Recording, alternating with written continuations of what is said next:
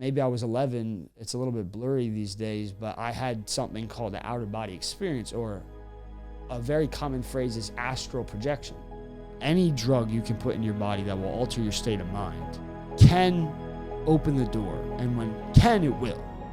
And So you think the door opens up for everybody? I think the door opens up for everybody, because that's a spiritual plane that we do not see, but it's still there. People try to put us to down. Talking about my generation. Welcome to the TLT Movement Podcast, a podcast for tomorrow's leaders today. This episode, I'm sat with my good friend, Cyrus Hazim, my roommate, my brother in Christ. And yeah. Good to have Good to have me. Thank you for having me today, is what I meant to say. All right, so today we're going to be going a little bit into your testimony, a little bit into what you do as a career, where you came from as far as you were an artist. You are an artist. I've always known you as one, as a teenager, and even when I moved to town here, you had this club, for lack of a better word, called Celestial Poet Society? Yep, Celestial's Poet Society. Yeah. Yes. And so that was pretty fun. I did a couple poems. You shared a couple poems at times. One of the nights was particularly crazy. Yeah, no, I remember that night. We're not going to talk about it. Nope. And you've always been a writer. You have paintings up in the house. You went to art school, right? Yes. So I did a portion of my associates at Broward College, but I never finished. I never even got an associate's. We could get a little bit into that in the interview, but Sure. yeah, I school wasn't for me. So I did it. The getting good grades was pretty easy for me because I was going to college a little bit early, so I was still in high school, and I went to the local community college to go get my associates in fine arts, but the more time I would spend there, the more I would become frighteningly aware that it's completely useless.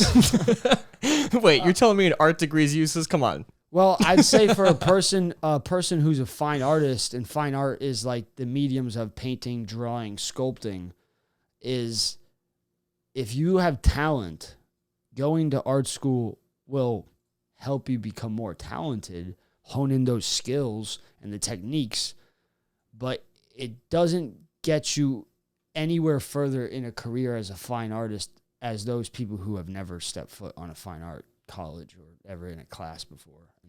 That's something some of my own professors would tell us. Really? Yeah, I remember I had this professor. He was a Sicilian from Queens, and his name was Thomas DeVita. And he was like a real just like classic old school New York Italian. And he and I we'd riff-raff all the time because I was a troublemaker. And second week of class, he goes, "It is my job to make as many of you drop out as possible as soon as possible so I could deal with the real artists in the class, because some of you guys shouldn't be here, and it doesn't matter how long you study, you're going to be terrible at art for the rest of your life."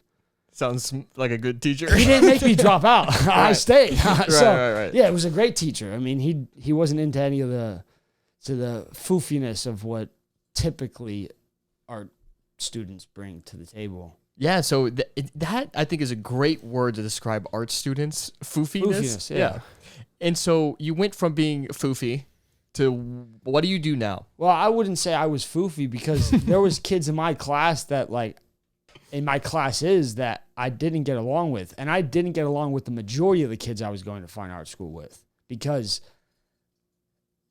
for art students, I was an enigma, because you typically don't see a person who's, I would say, pretty aggressive, pretty like they could go in any direction, because I was quite degenerate when I was a teenager, for lack of better words. We'll get into that. And so it was not common for professors to see they had an art student who is relatively good at fine art, but was also a rebel. So like I wasn't complying to the regulations of our classes, and I would show up all disheveled, and I didn't have pink hair and, pierced lips and stuff and all the other whack stuff that a lot of fine art students believe in, but I would excel. Right. With the exception of the assignments I never turned in because I was in certain conditions not to turn them in.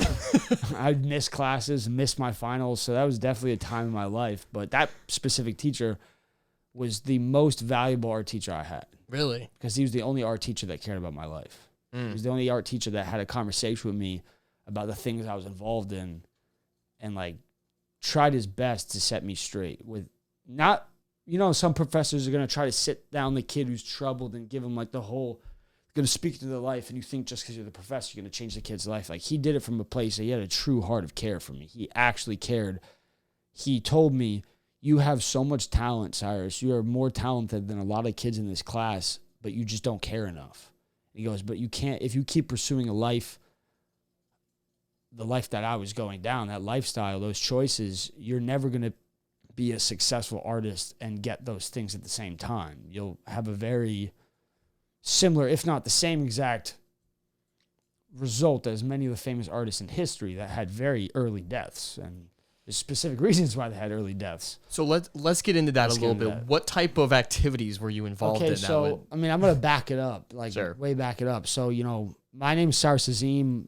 Danny has had my mother, Andrea Hazim, on the podcast before. My mother is an amazing woman, has a heart for the future generations, and she has poured so much of her life into young students, young adults, even younger than that, middle schoolers and stuff like that. So I grew up in a home where my father and mother were very much Christian. They are Christian now.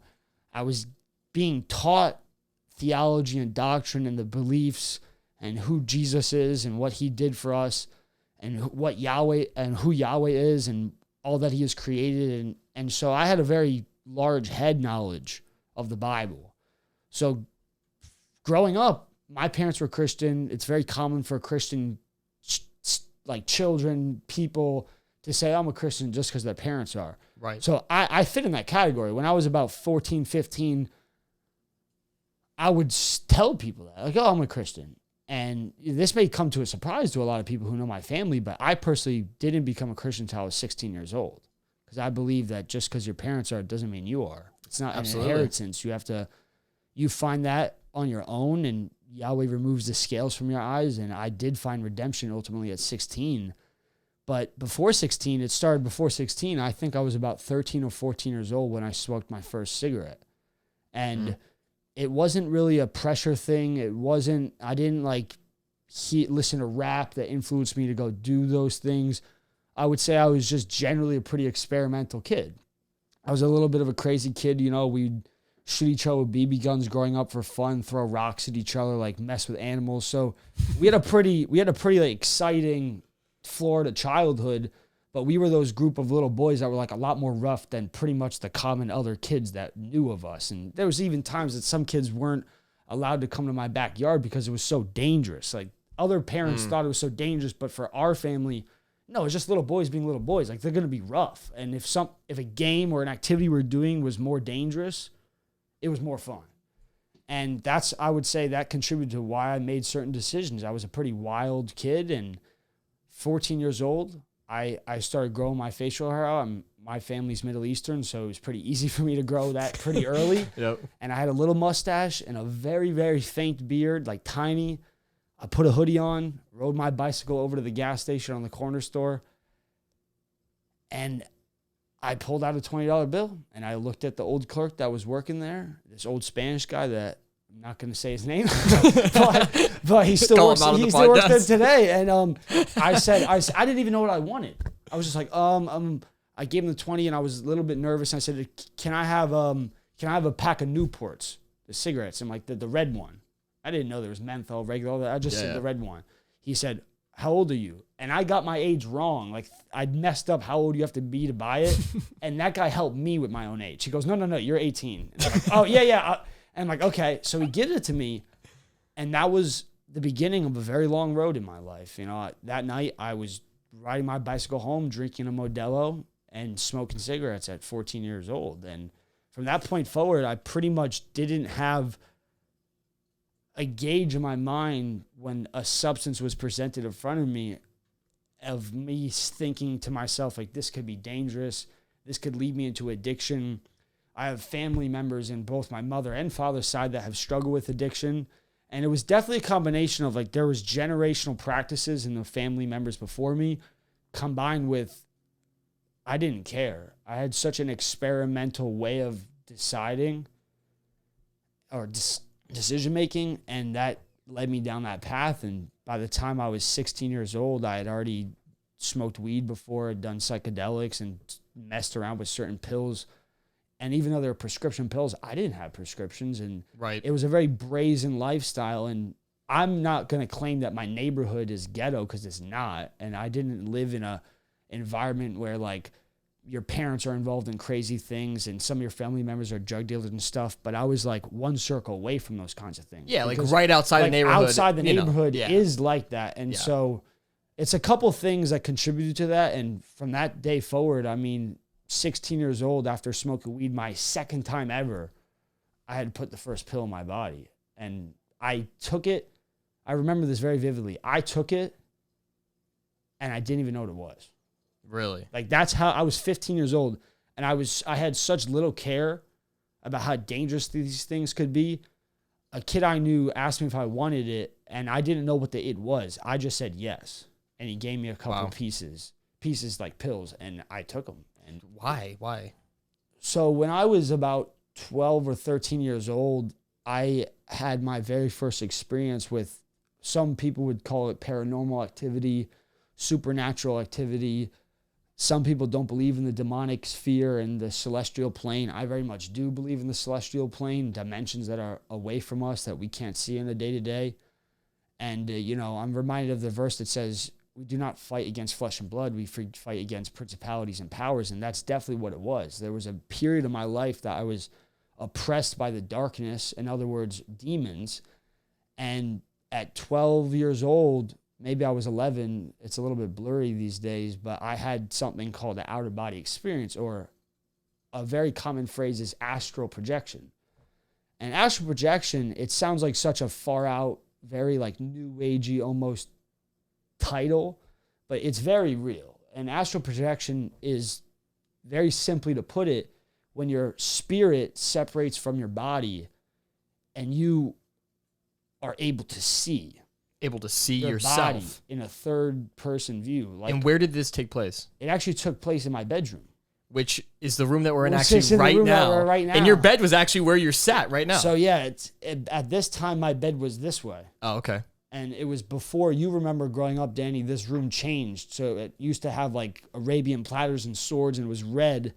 I painted the room white and tan and started drawing all over the walls and painting all over the walls. I remember the process to convert this to a And studio. So, you had stuff written all over the room. So this is actually the room I grew up in, funny enough. And I was right here, laying down in the bed right here when I had that first experience with the astral projection.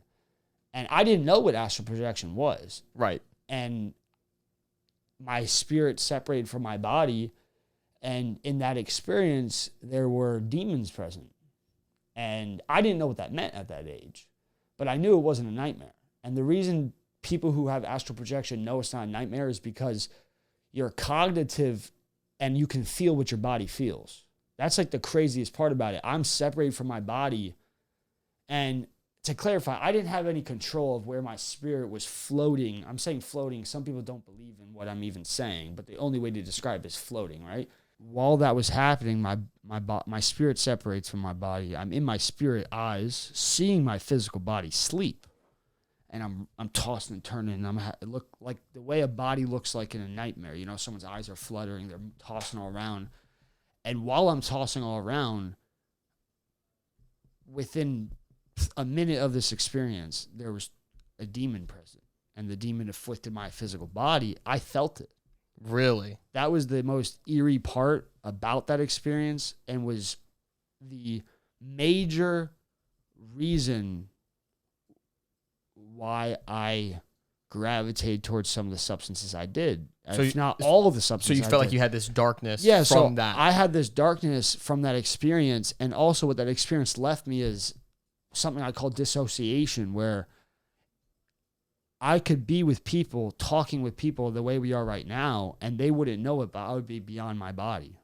Like actually seeing it? Yeah. Really? And it's very painful, because I would have constant flashbacks of these experiences and something called phantom pains, where the pain exists on the spot of the body where the injury was, with no proof.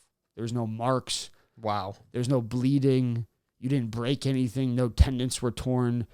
And that one experience with astral projection is just one of many. I have experienced interactions with the demonic realm and with demons specifically from the ages of 12 to 18 years old, a little bit after I was 18, more times than I can count. Whether I was asleep, awake, on a drug, or sober. Wow. I've experienced it in all 4 formats. Do you think that your infatuation with drugs and all that was trying to get away from it? Yeah, or? so it's it seems like it should be very obvious that by taking drugs, whatever their variety, would open that door constantly, because that's what it does. I want to start with that.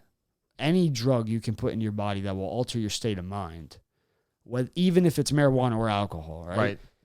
Can open the door. And when it will, right? Just because it's open doesn't mean you interact with it. So you could smoke weed 100 times, get blacked out drunk 100 times and never see it and never interact with it. But it doesn't mean it's not there.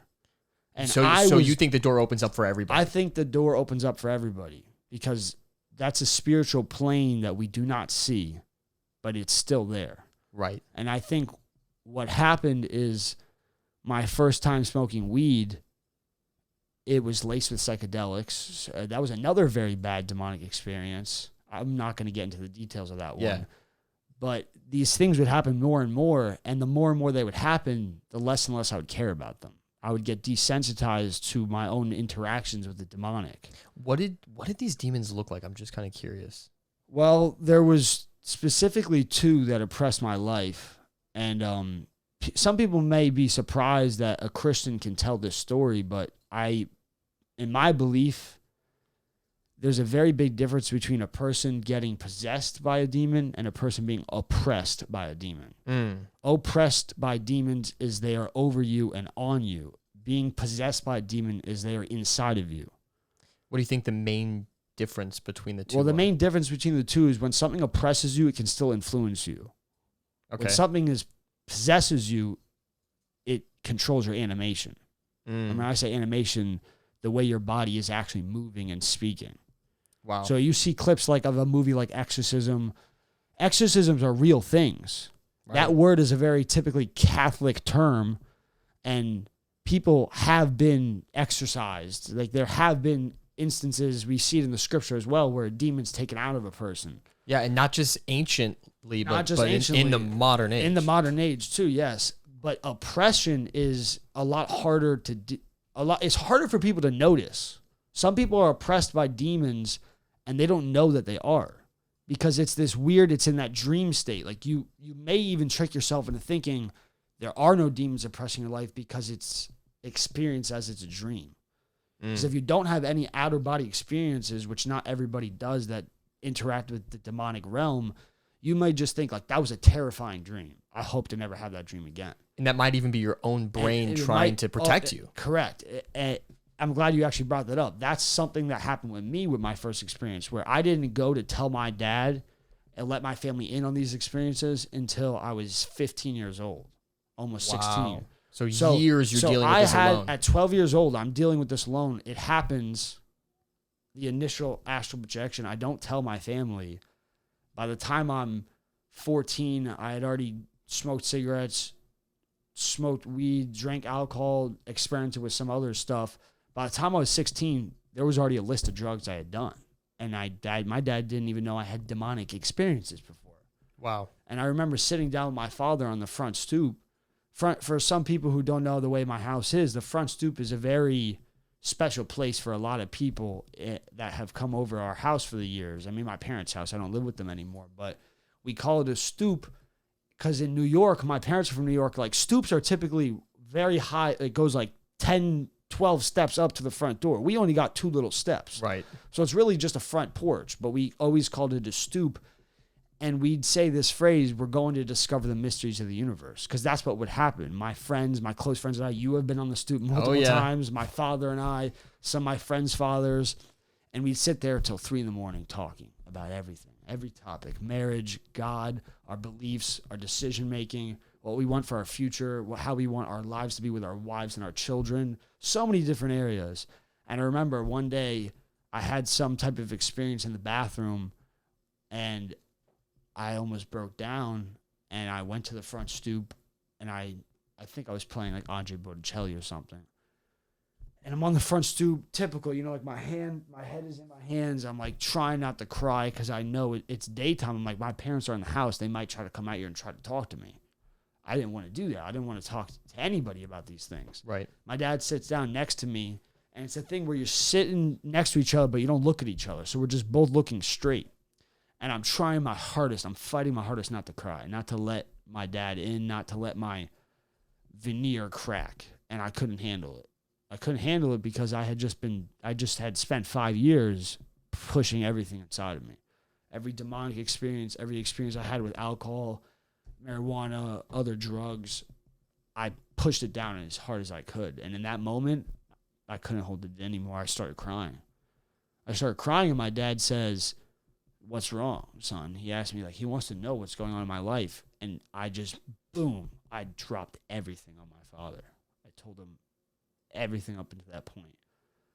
Everything I had done, everything I had put into my body. And he had no idea. He had no idea, not the slightest. Wow. Because back to the school thing, I was doing something called dual enrollment. And dual enrollment is where you get your college credits while you're in high school.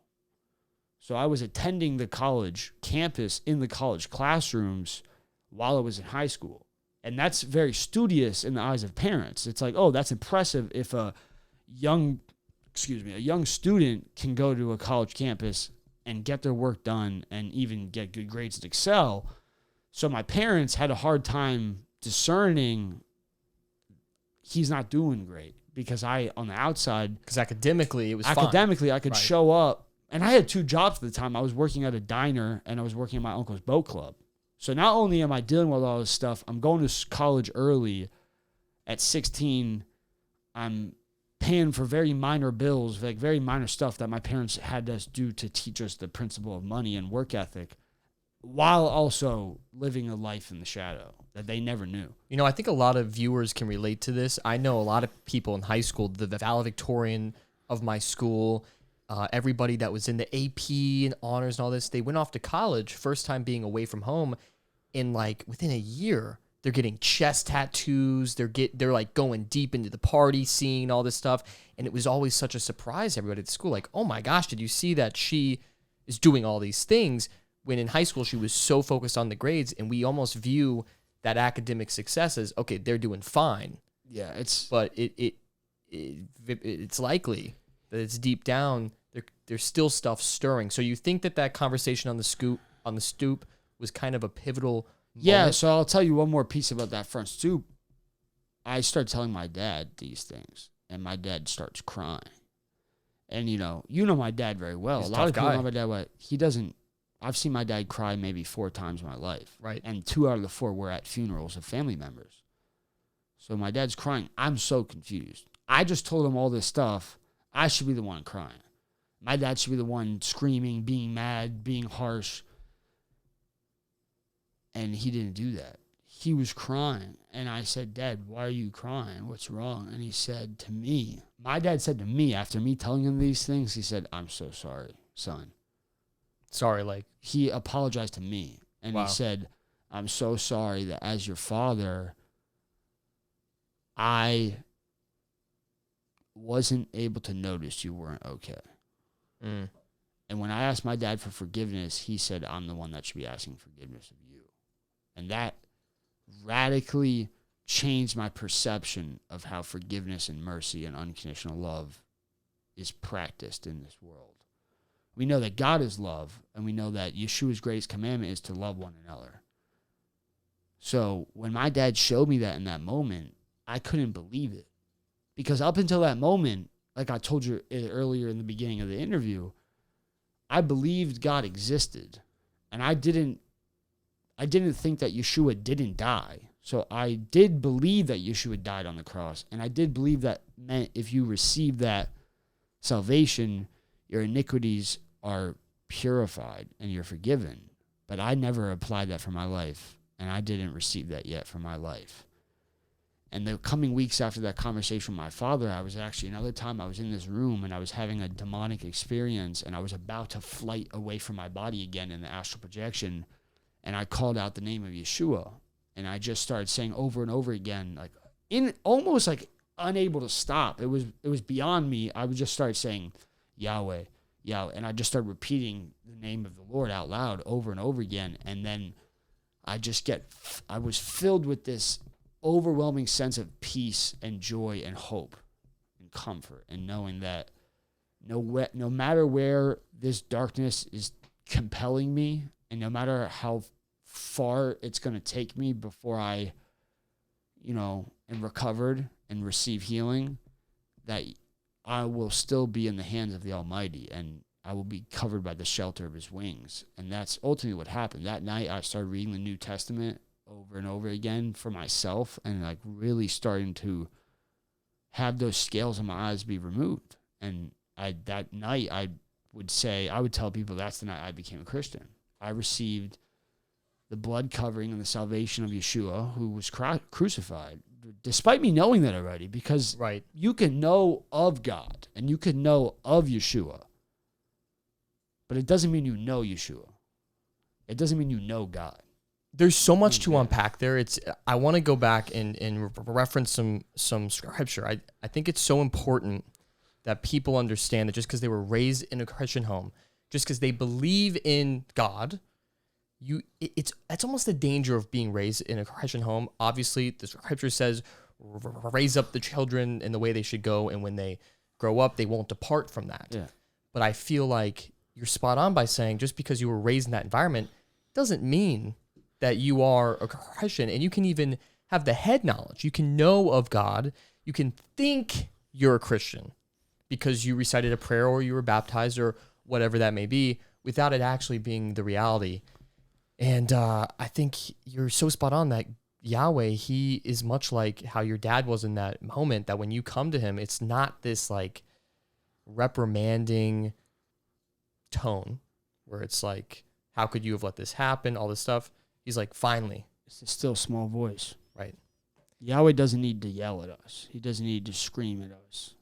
He doesn't need to burn down a city, even though he has. He doesn't need to rapture our hearts. And when my dad said that to me in that moment, it was the model exemplary of what that unconditional love looks like, and that mercy. And that's when things started changing in my life. I was still involved in substance abuse, and by that point, I was absolutely enslaved to drug addiction, and a long list. And I don't need to get into the list of what those things were, because in my opinion, it doesn't matter if someone had a life of doing a lot of cocaine or a person had a life of like they were belligerently getting blacked out from drinking alcohol every night. It doesn't matter. If your life is gripped by the spirit of addiction and the stronghold of addiction, specifically substances. I know the addiction is like a word that's very widely used. Sure. I'm not talking about food or video games or pornography. I'm only talking about substance abuse. Yeah. Right? That was my biggest stronghold in my life. Girls popped up here and there, and I understood why that was wrong. But my greatest stronghold, the greatest poison in my life, was substance abuse. And I will say, the thing that you said about like having a father who can teach you those things, it is true. A lot of young people grow up in a Christian home, and then they go off to college and they have the whole party craze, and they come back and they're searching. Right. I went to college early, and I was already hanging out with certain kids who were riding around with guns in their pockets, robbing people, dealing drugs, and not just marijuana. And that majorly influenced my life because I thought those kids were cool. They're older than me. And I'm like sneaking out of the window out of my house. I'm running on foot. I'm going by bicycle, get in trouble with the police. I'm blessed to have a zero criminal record. So every single time it was close enough. Right. And my dad definitely, like that moment, he showed me mercy. But I've definitely had moments in my life where, like, I would say out of the three brothers, I have two brothers of the Hazim sons. I was the most disastrous, troublesome kid they had. And they didn't know what to do for a long time. Like, there was years where I was on, like, they tried to kick me out, and they would tell me to go live with my friends, and like, because they didn't want to deal with it, and they didn't know how to deal with it, because what parent does? Sure. I will never, I've told my mom this, I will never be able to understand or empathize for the way I broke my mother's heart. Because my mother's mother dealt with addiction. My father's father dealt with addiction. And I have cousins and uncles, and the list goes on. And so I can't imagine what that pain was like for my parents. And even more so, dealing with that pain and my father deciding to be merciful, and my father deciding, he looked at me and he said, I now understand you have a problem. He didn't say, like, I'm going to beat your ass. He's like, he wasn't screaming. He wasn't barraging me. It was, he saw the utter sheer darkness that was existing in my life. More than I saw it when I was explaining those things to him. And I will say this, I explained those things to him when it was too late. I didn't begin my true road to recovery until I was 20 years old. I'm 22 right now. Wow. That's not that long ago. I started at 14 and it lasted all the way till I was 20, about to turn 21. And one of the things that helped, so I turned 16, 17. I was having those conversations with my dad. I let my father into my life now. And my dad was discipling me, and he was teaching me the greater areas and the greater principles from Scripture that I ought to seek to push me along the road of recovery. And when I was 17 years old, I started going to Alcoholics Anonymous. Like, I had done a lot of different things to try my best, but I didn't care enough. I was receiving advice and mentorship, and everybody around me wanted to help me. I mean, you remember, you would visit Florida, Sure. and it would be like you hear the latest Cyrus tale, and like even my own close friends were telling me, like, yo, you got to pump the brakes, like you're gonna die. Right. And I'm gonna say this not only about me, but anybody who struggles with addiction to substances, you can't get sober for somebody else. For somebody else. I had, after high school, I'll get into this a little bit. So after high school, I signed up for a program called Youth with a Mission. It's a global missions organization known as YWAM. And they have home bases for missions all around the world, every continent. And a week after I turned 18 years old, I left the United States for 7 months. And I left the United States. For the first 3 months, I was in London, in South London, in a big house with a bunch of other missionary students. And the first month and a half, I was pretty arrogant. Because like I told you, my whole life, my dad had taught me the principles of the Bible and doctrine and theology. And I had, only a year and a half ago before I left the country, I had really received salvation for my own life and started having my own prayer and my own development and my own devotion. So the things were still fresh for what had convicted my heart. But my head knowledge, I was a very prideful person, because we haven't tapped on this yet, but out of all the forms of art, my greatest love is literature. I've been writing since I was 14 years old, writing poetry, prose, essays, narratives, reading philosophy, reading these British literary masters, these legends, C.R. Lewis, Tolkien, John Milton, a lot of these big authors that everybody should read, whether it's a fictional narrative or not, because of the way it is written and the elocution makes you a smarter person. That's why you see all these very big, successful business guys on the YouTube shorts and the internet telling you read. They're not only reading books about business, they're reading in general, because when you read, it's forcing your brain to understand better means of communication. And when something's worded in a certain way that is harder for you to understand, you have to read it more than once. That's why people talk about reading something on printed paper is so valuable, because you have to focus to understand. Absolutely. If I'm reading the Bible on my Bible app, I'm not going to say it can't help, because Scripture never returns void. But when you're reading through a paper Bible, there's no exterior notification. There's no, I have to do this. You read the book from the printed pages, you are going to absorb the knowledge it's providing.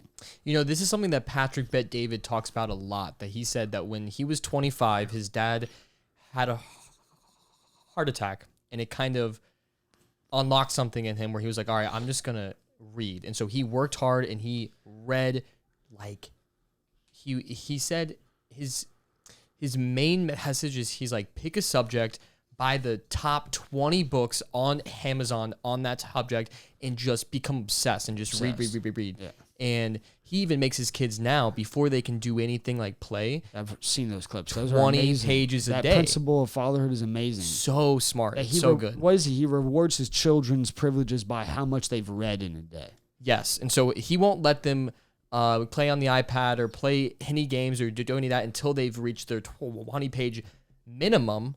But then whenever they're out, he'll buy them stuff like Legos, and he'll put them up on the shelf and go, okay, that set is worth 50 books. You got to complete 50 books. I mean, I think that's just such a great way absolutely to do it. And especially to have smart children.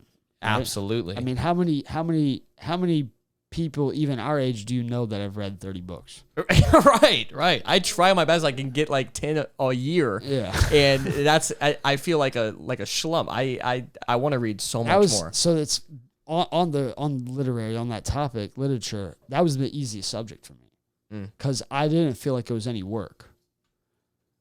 Because I could just read something and write on it, no problem. So it never felt like work when I do reading and writing. All right, so you're writing all this poetry. You've written now a book that's Yeah, published I'm gonna in a get to second that. book, right? Yeah, I'm going to get to that. So pretty much I was writing since I was 14, all throughout all these experiences I've spoken about. And where I was writing from was a place of darkness because I only knew writing because of escapism. And I say escapism because when I was 14, 15, before talking about these things and before really understanding what was going on in my life, I would write as an outlet to relieve. Very similar to why I was pain using in the pen. Yeah, very similar to why I was even doing drugs. Was I would write, and they weren't poems at first. At first, there was no specific format of how I was writing. The only intention was these feverish thoughts and chaos were swelling inside my mind, and I would write down in a notebook paper. I'd filled, I don't know how many journals I've filled. You've seen them. I have bins and bins of just the college-bound notebooks filled from cover to cover, ripped out, torn up. And some of it doesn't make sense because when I was 14, 15, there was no poetry yet. It was just the soul and my heart inside experiencing these very painful things, pushing it out onto paper just to help myself. I'd read it back like, oh, wow, that's what's going on in my mind. I can learn from this. I can learn. Not enough people write to themselves. And I'm not journaling, like it wasn't all sappy, like to myself, like crying on paper. I didn't even know what the stuff meant. Sure. I would experience something. I would go to write. So it was like empty the gas tank, like put it out so it's a little bit further from you. And then I can go observe what's going on in my mind. And that developed the more I would write into a specific format. I can write in like specific styles of poetry if I needed to. But my favorite type of poetry is prose. Prose is a format of poetry where there's no stanza breaks, there's no rhyming, there's no syllable structure. Syllables, not of the words, syllables of each line. Right. It's simply just the fresh ideas in your mind being turned into literary execution and elocution in the moment. So a prose is typically written from start to finish. And that's my most common format of poetry I write today. I will have ideas. I'll write 2-3 words. I'll sit back for a second, and then I'll go. And it's like a fever. It's like, boom, right, lines. The last word's done. I pick the pen up, and the poem is done. The poetry is finished. And I'm going to get to the book now. When I was about 18 years old, a week after I graduated high school, didn't get that associate's degree because one of my teachers told me, you know, half you guys, you think that you could be artists, but this degree isn't going to get you when you want to go pursue a career in being an art museum curator or something like that, because half of you are too dumb to remember the history and half of you are not talented enough to even turn in your essay. Right. And that, I love that. Like, I was fired up by the types of professors that were like pretty brash. You know, they're like, I felt like I was hanging out with one of my uncles from New York. Right. And so I thought to myself, I got to get out of here. I got to get out of Broward. And, you know, people I remember the joke was like, I came back from that long trip and my friends was like, oh, Cyrus, what did you need to go leave the country, go find yourself? Like some white Starbucks girl. Yeah. And I'm like, no, like you just don't understand. It was a spiritual awakening in my life. Right. I got home from that trip and I relapsed a week after I got home. So when I left, sorry, I should laugh. I'm sorry. That's like not something to laugh about, but so I left, damn. I left for 7 months. I was in London. Went to South Africa for a month and a half. We worked in drug rehab centers. I went to Spain for a month, northern Spain. Then I went to France and Belgium and the Netherlands.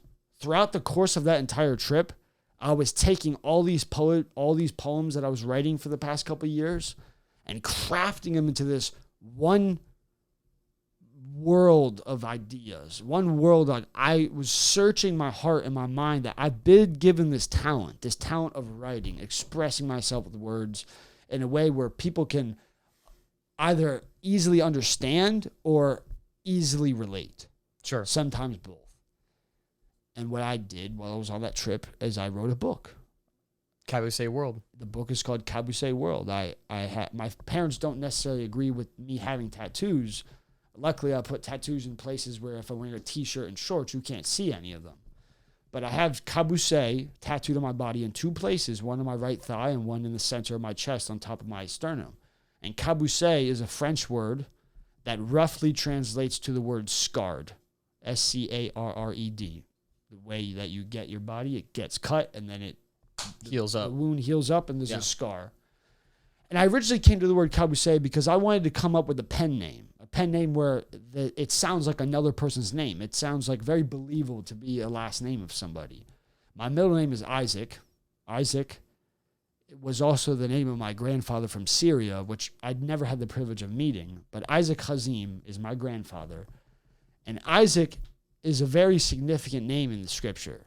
You know, Abraham was charged with the task of sacrificing his son.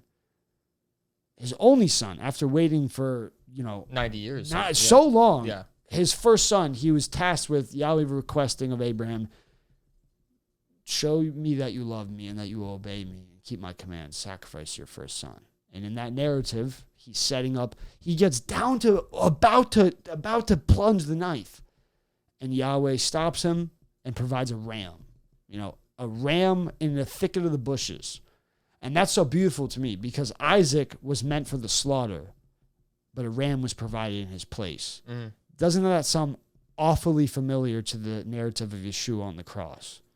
Absolutely. He was the lamb without blemish. We were all Isaac, but in our place was provided a lamb. And we've also all had that in our own lives because any person, whether you grew up Christian or not, that has received salvation, the scales from your eyes were removed. You were filled with truth and spirit and conviction. And the areas in our lives that were the only trajectory was towards darkness. In darkness, we were all destined to be damned. We were provided that lamb or ram. And that's what happened in my life. I was on that trip in Europe, and every single day I was writing Cabusay World. Cabusay means scarred world. And I titled it Scarred World because a lot of people don't know our skin biologically rejuvenates every 28 odd days. So within a month's time, roughly a little bit shorter or longer, our whole entire outer epidermis, we have layers of skin, is renewed, brand new, fresh, smooth, clean, brand new skin. Yeah. The reason that scars show up on our bodies is when a cut is deep enough, a wound is deep enough, the fibrous connective tissue, when it connects together again, it doesn't participate in the rejuvenation of the skin around it. So when you have pale white scars, sometimes they're dense, sometimes they're ridges, they're higher, and they almost look like a zipper. You ever notice that sometimes a healed scar has like a jaggedness to it? Because it doesn't participate in the skins around it. It's stronger. It doesn't need to participate in that skin getting rejuvenated. That's why if someone has a gnarly scar on their arm or on their leg, it's pretty big, you would not be able to cut the scar open as easily as cutting right next to where the scar is, where the fresh skin is. That's why our scar tissue is actually a lot stronger than anywhere else. Because it went through the pain, it went through the suffering, and then it healed. Kind of like us. kind of like us. And that is why I chose for the title of my book and the entire narrative to be Cabusay World. So I wrote that first book. I published it. I self-published it on Amazon. Link down below. Cabusay World. A Cabusay World, A King Has Been Born is the subtitle. And I say A King Has Been Born because my name's Cyrus. My parents always knew my name was going to be Cyrus. I've asked my dad, was there any other names? He goes, no, we knew you were going to be Cyrus. Cyrus is a king in the Bible. Cyrus the Great, the king of Persia, during the, I don't know if I'm saying this right, but Achaemenian dynasty or something like that, revered as the greatest Persian king in history. The Persians thought Cyrus was a deity. Wow. He was also the only king of Persia to ever be a king with the heart for God's people. Yeah, so he himself was a pagan, but then he would kind of He go in, he himself would was a capture, pagan. but he did something different that nobody else at that time has done before, where he would capture and go like, hey, you can still worship all your gods and still do everything that you're doing. We're just going to help you guys out, and you're going to pay us taxes. And the people were very appreciative of this. Yeah. And even though he didn't believe in Yahweh, he let the Jewish people and the Israelites continue doing what they're doing and even help them restore the temple. He actually wrote a decree saying that you must return the Israelites their gold and silver that was meant for their temple. Wow. Saying, telling the other people, pagans, do not persecute the Israelites. Although they are within our jurisdiction and the territories that Persia did control that had Israel or Jewish occupants, he said that you must allow them to rebuild and help them with it, giving them back the materials that was taken from them. Right.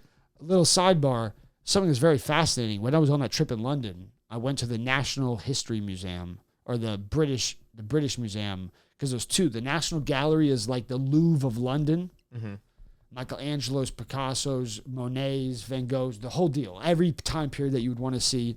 And then you have the British History Museum, which is pretty much like the movie Night of the Museum that's set in the Met in New York. It's like England's version of that. Every region of the world, they have big oriental statues. They have statues of Babylon. They have mummies. They have everything. Right. Dinosaurs.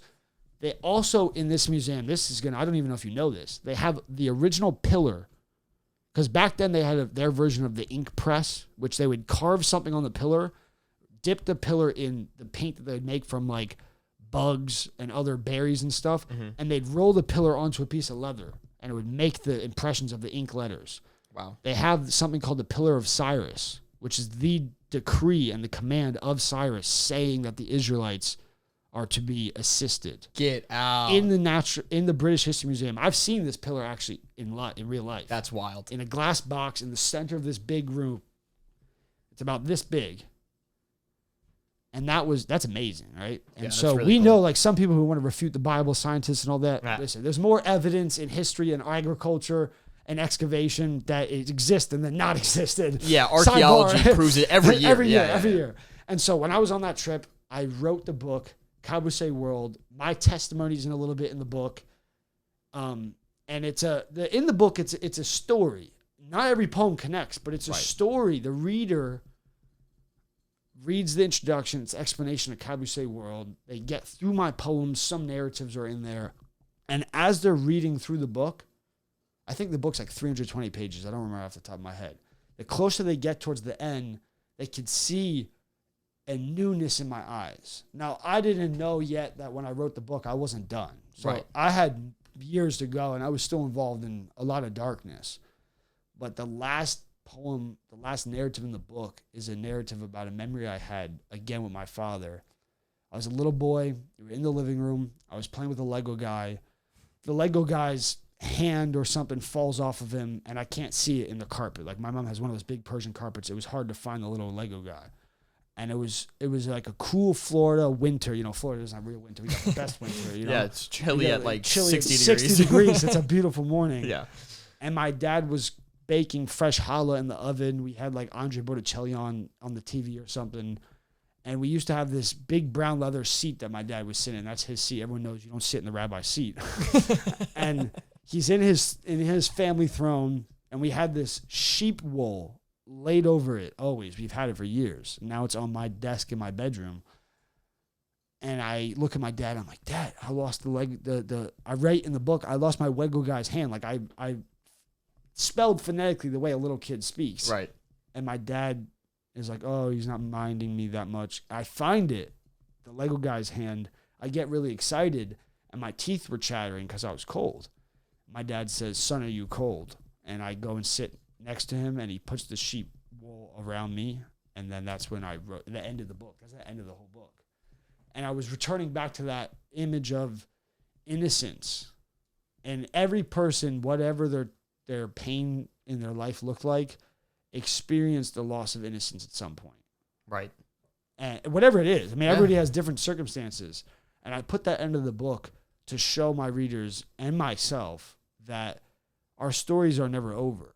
And Kabuse world is also never over. It's not just for me, it's for everybody. Everybody has something, whether you had divorced parents, you had alcoholic parents, maybe your father was in prison, maybe one of your parents passed away when you were a little kid, maybe your parents were involved in infidelity. Like, the list goes on. The worst thing that ever happened to you is the worst thing that ever happened to you. Right? So it's not like it's comparative. It's the same amount of weight. Correct. I believe that fully. It doesn't matter. So that's something that I had to observe in my life, go through those very painful seasons. And when I came back to the United States, my life was given a freshness of eyes. Now, you would think that would mean, then why didn't you recover if you received salvation and start getting sober? Well, because I didn't let go of that. The spiritual aspect of my involvement in the demonic realm was delivered. Right. And when I came home, I was going through deliverance for almost 2 years. Deliverance is the Christian way to describe exorcism. And I know a little bit before I described what I believe the difference between exorcism and oppression is, or possession and oppression is. So I met with a doctor. I'm going to leave his name out of the interview, but he's actually the man who was involved in my grandmother. My grandmother, Rosemarie, my mother's mother. This doctor was involved in her deliverance towards the end of her life. Wow. And he was involved in my deliverance. And I was healed. I stopped having astral projection. I stopped having the memories of the demons. There was no more influence of the demons. Even my writing was radically changed. I destroyed a bunch of art that I was drawing that was very dark and I would say wickedly inspired. Right. All right, that's the phrase I like to use to talk about the art that had to be destroyed. And it doesn't mean that art ever left my life. And now I'm returning. I'm about to get to the question you asked me before. I think you asked me before we started filming about, like, I want to know a little bit more about how you transitioned from having a life so involved in creativity to what you do now. A blue-collar life now, which is involved in the trades. What do you do now? So right now I'm in the marine construction industry. I work with one of my cousins named Joshua Antonacci and his father, Giuseppe Antonacci. In English, it's Joseph Antonacci. They're Italian as Italian gets. And I love my cousin, Josh. We've been close pretty much our whole lives. We've never been in fights. It's just he's a classic Italian kid from New Jersey, right? Yeah. We are involved in the industrial caulking and adhesive, right? So adhesive is anything that goes on from seam to seam to make sure that no liquid can penetrate the vessel. Pretty important. Yeah, very important, I would say. What's the coolest yacht that you've worked on? We were on a 275-foot yacht. That's big. Big, very, very big, very, very big. And it was, there was a room at the top that had like a gym and a 10-foot rock climbing wall. Homie's got a gym on his boat. With a rock climbing wall. With the hooks at the top of the roof to suspend yourself. Wow. Yeah. Not just like a backyard. It had a spiral glass and tile staircase around a tubular elevator. So it's bigger, it's nicer than our house and this much house bigger, combined? Much bigger, much bigger. These boats have crews of chefs and engineers and yachty girls that work year round. Right, that live on it. Put it this way, a billionaire goes on his yacht 3 times a year. The crew that he has gets paid every day. Just because the guy's not taking his yacht out doesn't mean that the engineer's not present, the chef's not present, everybody. The first mates. Nice. So we work on yachts that are for the 1% of the 1%. For like Russian oligarchs and sheiks and stuff. Yeah. I mean, we were on a boat not too long ago that we caught word that most likely one of the Saudi oil sheiks' sons owned this yacht. Nice. You don't ever, that's the thing. We only meet the captains. Rarely ever do you meet the actual owner. Because we're working on these yachts when they're dry docked. And to see a yacht dry docked, that's a very it's an illustrious sight because it's a yacht it's like a building. It's a yacht that's that large out of the water. Right. People don't realize when a yacht sits in the water, so much of that yacht's under the water you can't see. When it's out of the water, you see the entire hull and you see these propellers that are the size of Mini Coopers. You know, I've seen an engine. The engine was the size of a Ford 250 truck. The engine. There's 2 of them in that boat. Oh my Boats gosh. we go on, sometimes there's 4 of them. Oh my But we gosh. back to came back to America from living outside of the country. Got right into the trades. Yeah, and I was writing, and I got home, and I knew I wasn't going to go back to school. Because before I left, I was coming to the end of my semester. I go, yo, Ma. I want to take a gap year. Yo, Ma, school ain't for me no more. This is not working. It's not working for me. It's not working for anybody. My professors can't stand me. Right. I don't want to do the work because, quite frankly, I don't enjoy it, even though it's very easy. And I'll maybe come back to school when I get back. Like, I found this program, it was a missions program. My mom loved that. So, and I will say this. I have valued everything that we did missions-based, but when I went there, I wasn't going there to be a missionary. I was going there for God to rapture my spirit, where I was sitting in the rest of my life before that. And you got to actually work in some drug rehab spots. spots. Yes, we worked in a drug rehab center. Which I'm sure they were shocked to South hear Africa. a missionary be like, "Oh yeah, I've gone through this." And yeah, they were very shocked because I was one of only 2 Americans in my whole class. Wow. I had roommates from Germany, Singapore, the Congo, Italy, Egypt. Wow. People from around the world, which I love. Like, I've been privileged because of my parents to go to a lot of places in the world. And I thrive off of going into cultures where you don't know the language, you don't know the customs, you don't know the food. You got to be on your toes. You're famous for saying that you want to marry a Middle Eastern. Yeah, I think woman. that Middle Eastern women are very attractive. They're very beautiful. And I also admire the way of life that they have, especially the way that they are mothers, the way that they treat their husbands, and the way that they just have an overall taking of the household. I value that in a woman. And, I make jokes with my friends. I think that there's a very big difference between Eastern women and Westernized women, It's very evident. It's something that we see all the time. And that's why a lot of young men talk about finding a woman that's not from the United States. And my mother, she's from the United States, but her family is Lebanese and Sicilian. And my father's family is Syrian and mainland Italian. So I'm used to seeing families where, you have the Italian men and you have the women. There's a difference. Right.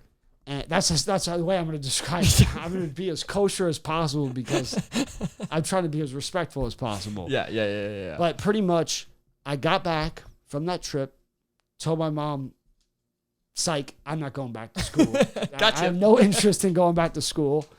And that got my foot in the door of now I'm starting to gain experience in the trades. And the trades are anything that involves material and fixing, material and application, when you're describing this, it's sounding much more artistic than I pictured. Well, yeah, it's because in my mind, I feel like in a lot of people's minds, they think that the art world and then the blue collar trades world are completely different, separate types of people, different type of world. But in reality, you're building stuff and you got to make it look good and it's got to be artistic. Yeah, and you got to be creative and think about a person who's a stucco guy, some Cuban on a boom lift fixing the front of a house with some stucco and some trowels, and he's doing the work. That guy is an artisan.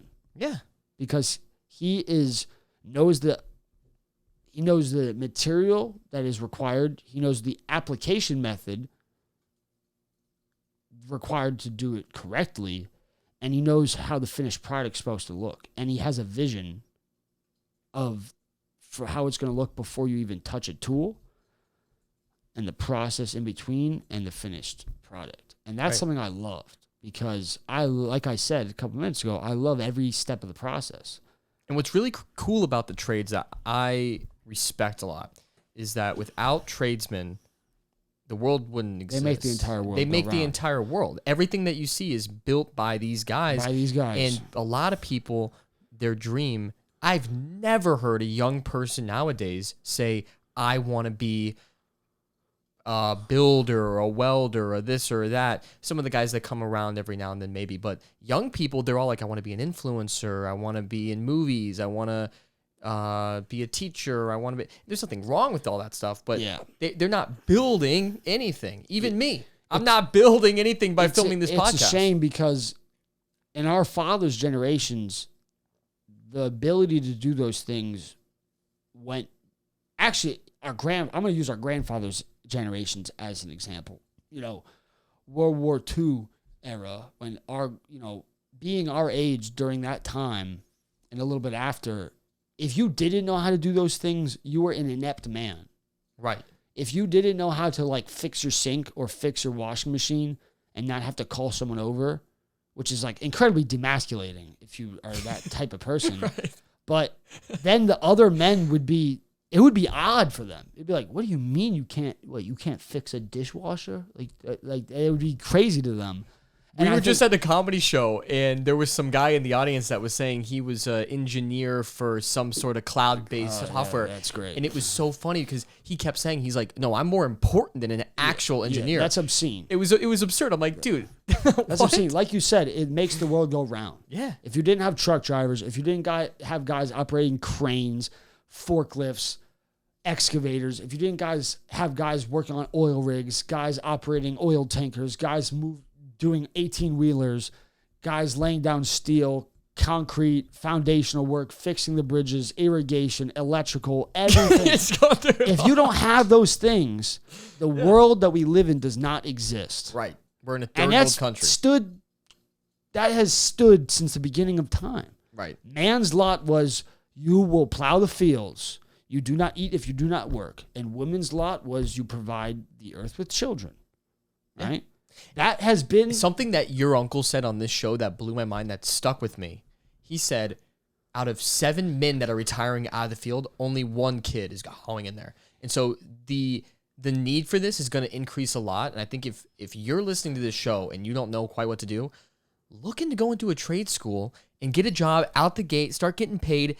The pay is going to increase so much because the demand's going to be so high and the supply of men that are able to do it are going to be so low. I think it's a solid option. And I'll say this. I got to put gratitude where it's due. Because of my parents and my grandfather, from a young age, I understood the principle of making money through hard work. Right. You don't get money and you don't eat if you didn't do the hard work. Right? We live in a society where nowadays, if you don't have the money, you can still eat because you just charge it to a card and you can just accrue debt, and then you become a slave to that debt. Yeah, when we were little kids, when I was about 12, 11, my brother was 2 years older than me. My mom said, hey, you guys want to share a cell phone? And we're like, oh, sure. She goes, okay, pay for the service. And we're like, well, how are we going to do that? Like, go cut the lawn, go wash the car, figure it out. Right. And it wasn't because my parents needed us to. Right. They did it so we understood how those things even happen. I think that is so critical. I bought my first MacBook, my first camera, all this stuff, mowing lawns and filming bar mitzvahs. Yeah. Like my dad would tell us this, pretty much, you want a new pair of shoes? If your shoes aren't falling apart, go buy it. Now, if your dress shoes are falling apart, I'm your father. I'm going to provide for you. I'll buy you a new pair of dress shoes. If you want the latest Nikes and the Nikes you wore yesterday, there's nothing wrong with them, go buy them. Right. You know how to make money. And my grandfather was the same way. Oh, you want to come help me with the upholstery, help me do this project. We come and help him install the snaps, take the measurements, go on a boat, sew, put out the templates. Yeah, give you a couple bones. But you're not working with your grandfather to make the $20. You're working for your grandfather to understand why you got the $20. Right. Yeah, it's not even about the money. It's the about most the important thing. Absolutely. And the thing that's most valuable about the trades is anybody who's in any trade, whatever your pay rate is, it is what it is. You know, at the end of the day, you're going home extremely exhausted. You don't really want to wake up early again tomorrow, but you have to, because if you don't, how is your world going to go round? Right. How are you paying for your gasoline, your food, your mortgage, your electric? Right. Because you went out before the sun rose and you got home when the sun was gone. Do you feel that this work is more satisfying than even the Oh, arts was? absolutely. Absolutely. There's a reason that after high school, I made sure that any job I had was in the fields. And this is coming on my 4th year. I've had a long list of things I've done. I have chosen it because of how satisfying it is. You know, to come off of a swing stage after hanging on a building for 10 hours, you're dirty, you're sweaty, your hands are busted up, you just use tools all day. You took something that was not to standard and you brought it to above the standard. Right. By the end of the day. And then you're going to do it all again tomorrow. And going home, you feel so accomplished because you know that the task at hand that you just made your money for the day, your day's wages, is not something that the common man can get up and do. And also, the common man is not waking up at 5 in the morning. Right. I remember something that really taught me discipline was the job I'm at before this. I was doing truck driving. I was in the logistics field. Logistics is like distribution and all the trade routes of the world, right? So logistics is pretty much from down to like a mail envelope all the way to, shipping 50 tons of steel to Western Africa. Right. It's like that all the way, and throughout all that whole process is distribution. And I was driving a flatbed truck delivering materials all across the state of Florida. I would wake up at 3:45 in the morning. Wow. Be at work by 4, load a truck by 5, go to Tampa, then from Tampa to Sarasota, from Sarasota to Naples, Naples to Cayo Ocho in West Miami, from West Miami to Lake Worth, from Lake Worth to Sawgrass, from Sawgrass to Oakland Park. I wouldn't get home till 8 p.m. Right. And then I would wake up and do it again. And I liked it so much because of the discipline. You don't have an option. Right. You want to stay out with your friends, you want to smoke some cigars or whatever, doesn't matter. You're still waking up the next day because if you can't, every part of the process, every single messed up. Construction site, everything is messed up. It's messed up. And it's on you. It's messed up. And it's costing people a lot of money. Right. And I value that so much because it's like, if you're a young man, I would say this. I would go as far as say this. If you're a young man who is unable to wake up before the sun rises, There's something doing wrong. something very wrong in the operations of your day-to-day. Very wrong. I don't even care if your work requires you to do so. Right. Every job I've had for the last 4 years has required me to do so. But even if you don't, if you work at an office and you don't have to be there till 9 a.m., why are you waking up at 8? Right. That makes no sense. Right. How could you possibly only need an hour in the morning before the rest of your day begins? To get prepared. Like for me, I've got a pretty extensive routine. It's like a 2-3 hour routine, and if I want to get to work at 9, I'm waking up at least 5 a.m. to make sure that it's all done. And I think you're kind of drifting if you feel like you can get up right before work and then you go in and then you're exhausted when you get home and then you play video games or you do whatever until you pass out. That way of life, you don't have time to think about stuff. You don't have that personal time to actually, I don't know. I think it's critical. And I'll say, now I'm going to tie this back into the original question.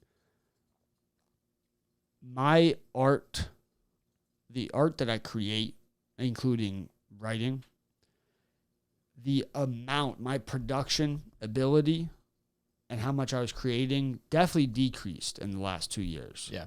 I would say even in the last 4 years. Because when I came home from that trip, there was still so much work to be done in my life for me to have a stable, steadfast, dependable character, a character that also was obeying the Lord.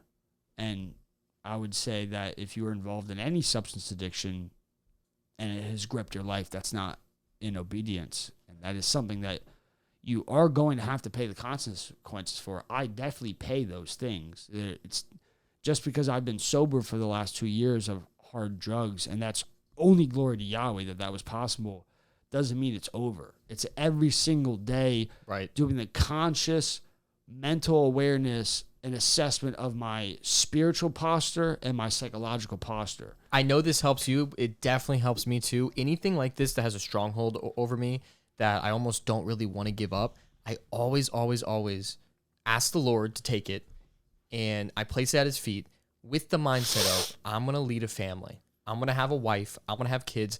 I cannot be on this path and have that happen.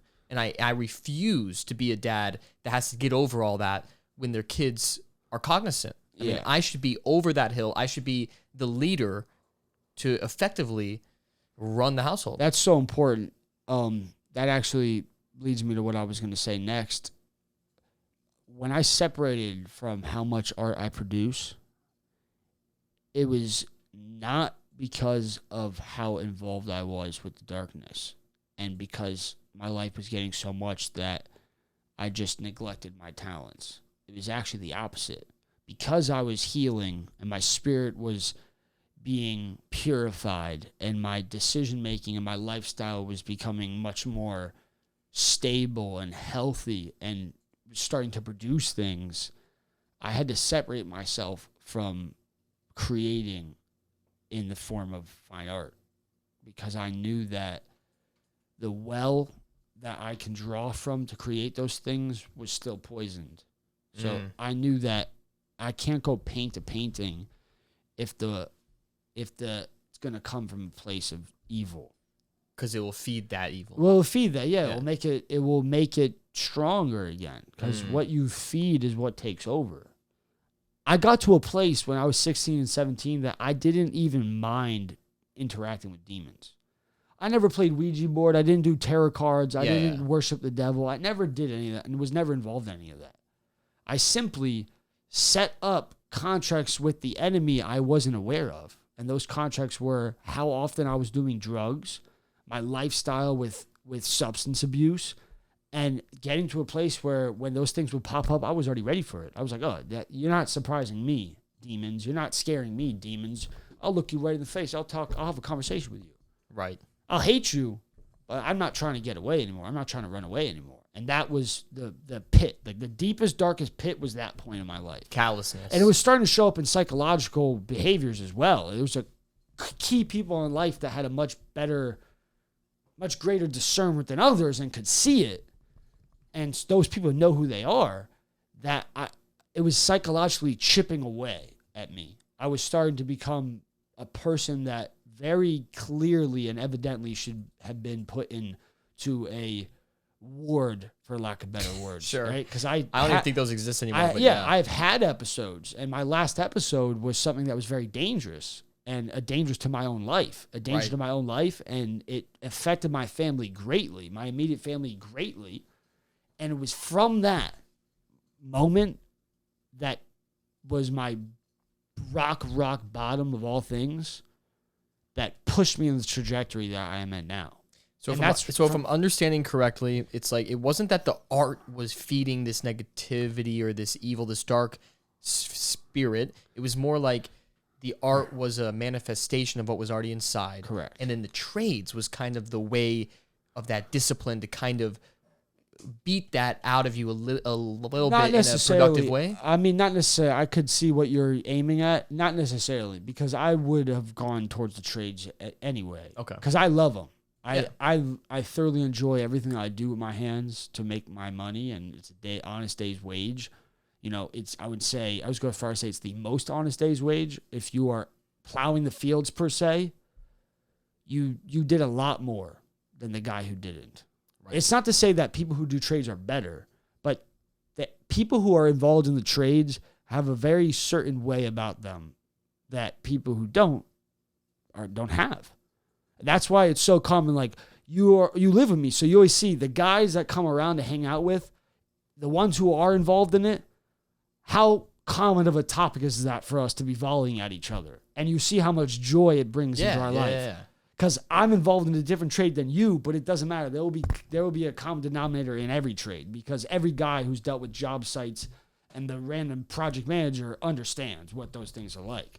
And it's so enjoyable because you don't have to think. It's right there in front of you. I'm using my hands. I'm doing something hard. I'm going to fix something, make something look better, make something work better. The customer's going to be satisfied, and I'm going to leave well paid. And I love that. And when I separated from my art, it was because the darkness still existed over there. And I had to be okay with it. It was hard, but I had to be okay with like, hey, that's going to be on the back burner.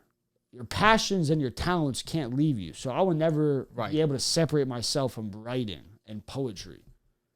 But the man I'm becoming today, because of the work I'm doing, whether it be taking care of the property, working each day at my day job, spending my time with the Lord, being involved in, training with kickboxing or some of my friends, whatever it is, those things have to take precedent to my initial talent because of the season I'm living in. And I think that's something that's hard for people in our generation, especially young men that are around our age, for them to see.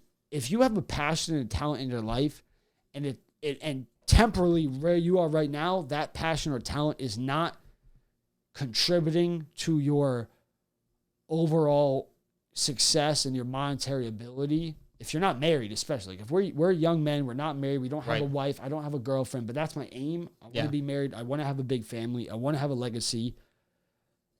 If my writing a book is requiring X amount of hours of me every week and it's not making me money and it's not pushing me towards that end goal, right, I will have the time for that. When I'm 32, hypothetically, I have 2 children, and I'm not having to go to a 9 to 5, or I would just say a 5 to 5 every single day, then I can go and take my talents and make them fruitful. But if writing books is very difficult. Making money off of books is extremely difficult. Making money off of a book that is out of pure enjoyment, like a person's going to read poetry because it makes their mind think, it makes it go into directions and pontification you wouldn't have otherwise. That's a very different read than reading a Patrick Bet-David book that's going to teach you keys of success. Right. So that type of avenue, that specific genre of writing, to make money off of that is so tough. Yeah.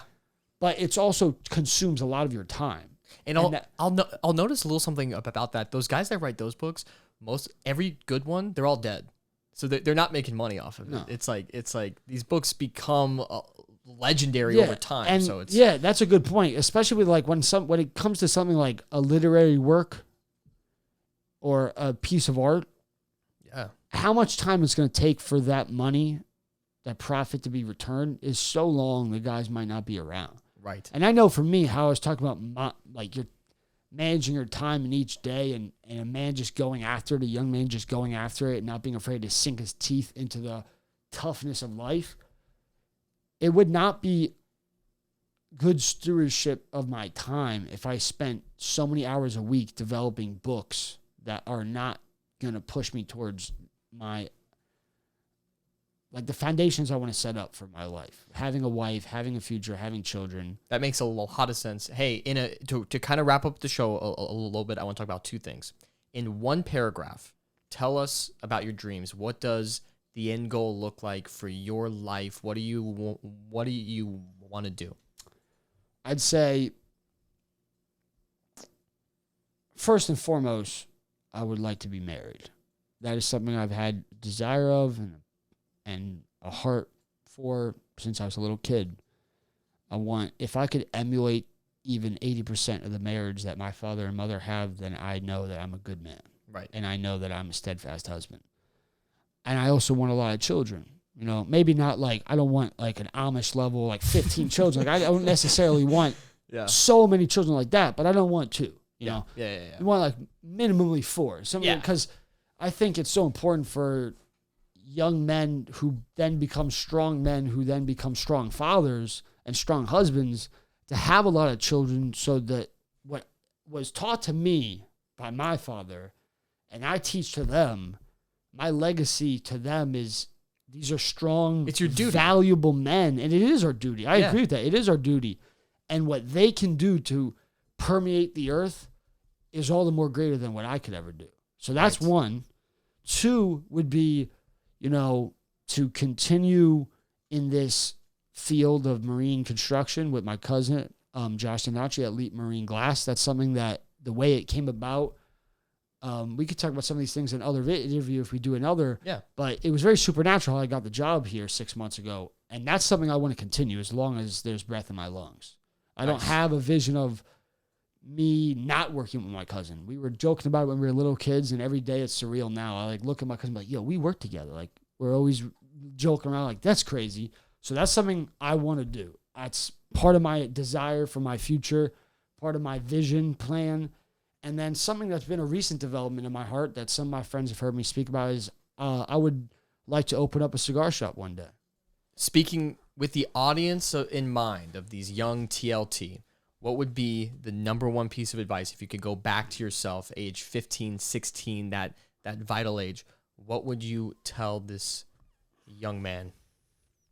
I would tell him that he doesn't have to be afraid to allow other people into his life. Especially don't be afraid to allow your parents into your life. And I would tell him that although you don't understand the things that are going on around you and to you, it does get better. I would tell him that Yahweh keeps his promises. You're not doomed. You're not doomed for darkness for the rest of your life. And I would tell him that it's not weakness to ask for help.